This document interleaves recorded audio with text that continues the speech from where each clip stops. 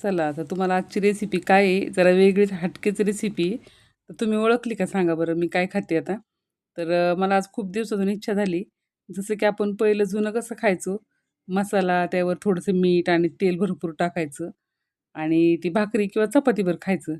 तर हे ना पंचपक्वान्न एका साईडला आणि तेल मसाला एका साईडला. तर असं कोणी-कोणी खाल्ले ना, त्यांनी मला नक्की कमेंट करून सांगा बरं का. का तर खूप दिवसांनी मला सुद्धा इच्छा झाली की आपण पण असं खाऊन बघितलं पाहिजे का तरी ना, ज्यावेळेस आपली इच्छा होते ना, त्याच वेळेस खाल्लं ना, तर मन पण तृप्त होऊन जातं आणि असं खाणारी बरीचशी लोकं असतील अजून पण आणि कधी-कधी तुम्ही पण असं आवडीने खाता का? मला नक्की सांगा. तर मी काय केलेलं आहे, थोडंसं तेल जास्त घातलं बरं का. तेलामुळं काय होतं अजून चव छान वाटते आणि जास्त तिखटपणा पण जाणवत नाही आणि हा मसाला जो असतो तो आपला घरचा मसाला आहे बघा. पहिली आपली आई कशी करायची? घरचा मसाला करायची आणि त्या घरच्या मसाल्याची आहे ना चवच वेगळी असते आणि त्यामध्ये तेल, मीठ टाकून एकच नंबर लागतं. तर कोणी-कोणी खाल्ले? मला नक्की कमेंट करून सांगा. चला बाय.